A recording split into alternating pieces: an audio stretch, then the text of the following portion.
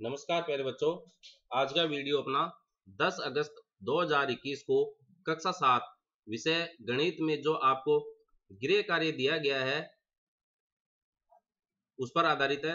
देखिए, इसमें सबसे पहला प्रश्न अपना क्या है, क्या पूर्णांक गुणन के अंतर्गत संवर्त होते हैं। देखिए, संवर्त शब्द लिखा है, क्लोजर प्रॉपर्टी अपन इसको इंग्लिश में कहते हैं। यदि हाँ तो उदाहरण द्वारा समझाइए। देखिए, समवर्त का अपन थोड़ा सा अलग तरीके से मतलब समझते हैं। एक वृत्त होता है और स का मतलब, जैसे शब्द किसी भी अक्षर से पहले शब्द साथ लग जाता है तो उसका मतलब अपन निकालते हैं कि वो साथ है, यानी कि एक वृत्त के साथ ही है या वृत्त के अंदर ही है। तो पूर्णांक के गुणन की बात कर रहा है, तो पूर्णांक होता क्या है आप अच्छी तरीके से जानते हैं कि संख्या रेखा पर जो जीरो होता है और दाहिनी तरफ जो धनात्मक संख्या होती है, बाईं तरफ जो ऋणात्मक संख्या होती है, इन सब का जो समूह है, यानी कि एक थैले में यदि आप धनात्मक संख्या और ऋणात्मक संख्या रखते हैं और उसमें जीरो भी शामिल होता है तो ये सब पूर्णांक संख्या कहलाती है। संख्या रेखा जो होती है कंप्लीट, वह एक पूर्णांक संख्या को निरूपित करती है। तो पूर्णांक गुणन, पूर्णांक संख्याओं का गुणा जो होता है, गुणन के अंदर संवर्त है क्या, पूर्णांक जो है यानी कि पूर्णांक जो संख्याएं हैं यदि उनको गुणा करते हैं तो क्या वे संवर्त होते हैं। संवर्त का मतलब है यदि दो संख्याओं को हम गुणा करें, जैसे 2 गुणा -2, 2 गुणा +2, ये -2, 2 गुणा 0 लिख दिया, तो यहां मैंने धनात्मक संख्या भी ले ली, ऋणात्मक संख्या भी ले ली और 0 भी ले लिया।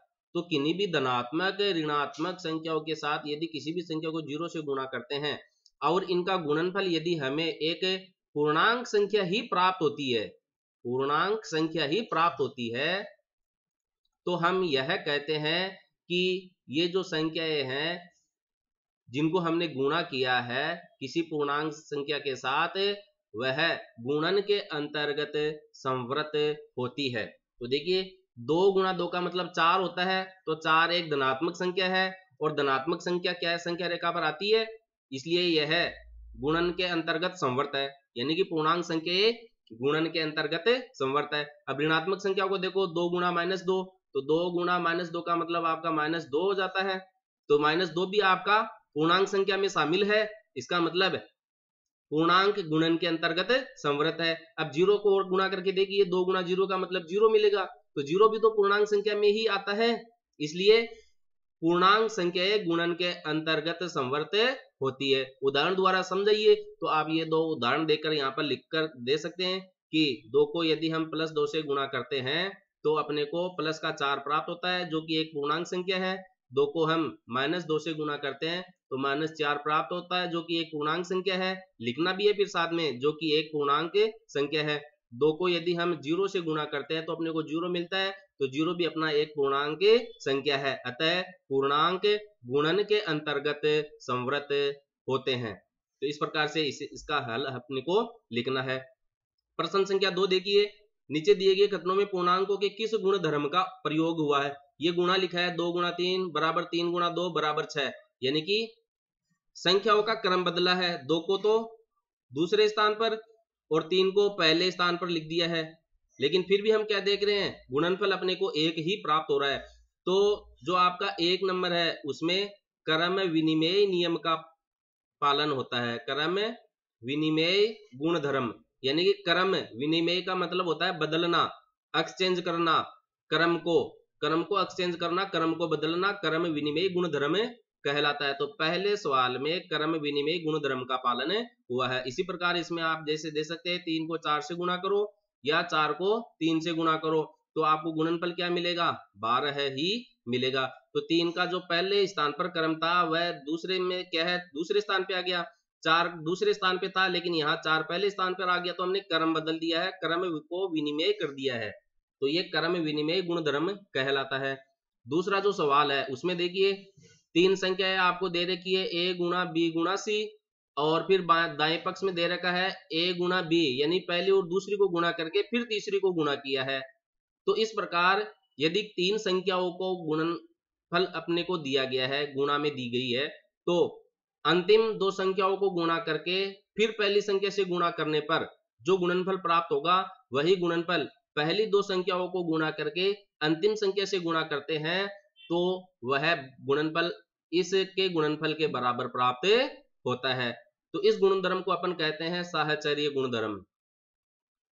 साहचर्य गुणधर्म।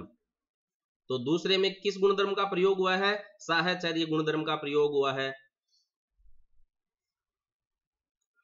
अब प्रश्न संख्या जो 3 है, गुणन के लिए क्रम विनिमय गुणधर्म को एक उदाहरण के द्वारा समझाओ। तो यहां पर भी एक उदाहरण आपको दिया गया है, लेकिन अपन जैसे दूसरा उदाहरण ले लेते हैं। 5 को अपन 7 से गुणा करते हैं तो गुणनफल कितना मिलेगा? 35। अब क्रम विनिमय का उदाहरण देना है, यानी कि क्रम विनिमय करना है। विनिमय का मतलब हो गया बदलना है, क्रम को बदलना है। तो 5 को 7 की जगह और 7 को 5 की जगह लिखिए। तो ये 7 गुणा 5, तो 7 गुणा 5 का मतलब भी 35 होता है। तो इसको आप इस तरीके से लिख दीजिए, 5 गुणा 7 बराबर 7 गुणा 5 बराबर 35। ये इसका एक उदाहरण हो गया। आप कोई दूसरा उदाहरण भी लिख सकते हैं जो आपको अच्छा लगे। किन्हीं भी दो संख्याओं को गुणा कीजिए और उनका क्रम बदल दीजिए और गुणनफल लास्ट में लिख दीजिए। प्रश्न संख्या 4 है, साहचर्य गुणधर्म का प्रयोग कर गुणनफल ज्ञात कीजिए। देखिए अभी हमने देखा था कि जो 3 संख्याएं हैं और वो गुणनफल में है, तो अंतिम दो संख्याओं को गुणा करके प्रथम संख्या से गुणा करने पर जो गुणनफल आपको प्राप्त होता है वही गुणनफल प्रथम दो संख्याओं को गुणा करके फिर अंतिम संख्या से गुणा करते हैं तो बराबर प्राप्त होता है। यानी कि आप एबीसी में पहले बी और सी को गुणा करो और इनका जो गुणनफल प्राप्त होता है उसको ऐसे गुणा करो। तो जो भी आपको मान, जैसे x प्राप्त हो गया, मान लीजिए कुछ भी मान प्राप्त हो गया, तो इनमें फिर आप a और b को पहले गुणा करो, a और b को पहले गुणा करो, फिर इसका जो गुणनफल आता है उसको c से गुणा करोगे तो भी आपको x ही प्राप्त होगा। तो यही काम हम यहाँ पर करके देखने वाले हैं। जैसे यहाँ पर आपको दिया गया है, ये आप a मान लीजिए, इसको -10 को b मान लीजिए और 9 को क्या मान ले? c। तो सबसे पहले अपन a गुणा b प्लस गुणा c कर लेते हैं। तो a का मतलब हो गया -18, फिर गुणा का चिन्ह, अब कोष्टक लगा दीजिए। पहले हम b और c को गुणा कर लेते हैं, -10 गुणा 9।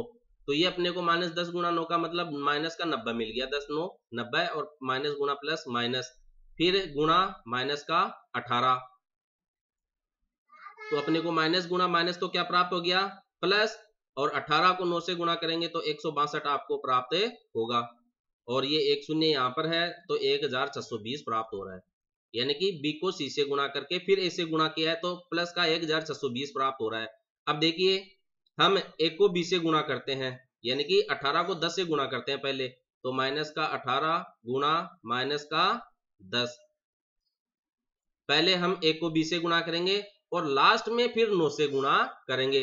तो 18 को 10 से गुणा करेंगे तो ये तो हो गया आपका 180, माइनस गुणा माइनस क्या हो गया? प्लस गुणा 9। तो देखो 18 गुणा 9 का भी हमने किया था गुणनफल, तो 162 मिला है, तो ये आपको 162 मिल जाएगा। ये एक शून्य है तो एक शून्य यहाँ लग गई, तो प्लस का 1420 ही प्राप्त हो रहा है। और यहाँ पर भी 1420, यहाँ पर भी 1420। यानी कि गुणनफल में यदि आप कोई 3 संख्याओं का गुणनफल दिया गया है, गुणा दिया गया है, तो पहले दूसरी और तीसरी को गुणा करके फिर आप पहली संख्या से गुणा करने पर आपको जो गुणनफल प्राप्त होगा वही गुणनफल आपको पहली और दूसरी को पहले गुणा करके फिर तीसरी से यदि गुणा करते हैं तो इसके बराबर ही प्राप्त होगा। ये दोनों मान आपको बराबर प्राप्त होते हैं जो हमने भी सवाल के रूप में दिया है। तो आप इसका हल इस तरीके से लिख लेंगे, यह आपका a गुणा b गुणा c के रूप में हो गया है, और यहां पर जो मैंने किया है वो a गुणा b और गुणा c के रूप में किया है। प्रश्न संख्या 5 है, गुणात्मक तत्समक लिखे। पहले बच्चों, गुणात्मक तत्समक का मतलब हो गया है यदि किसी संख्या को आप 1 से गुणा करते हैं तो वही संख्या प्राप्त होती है, या 1 को किसी संख्या से गुणा करते हैं तो वही संख्या प्राप्त होती है। यानी कि a गुणा 1 बराबर 1 गुणा a बराबर आपको a ही प्राप्त होता है। इसको आप इस तरीके से भी लिख सकते हैं, 2 गुणा 1 बराबर 1 गुणा 2 बराबर 2। तो किसी संख्या को ऐसी संख्या से गुणा करें कि वही संख्या हमें वापस से गुणनफल के रूप में प्राप्त हो जाए, तो गुणा की जाने वाली संख्या गुणात्मक तत्समक कहलाती है, जो कि 1 है। तो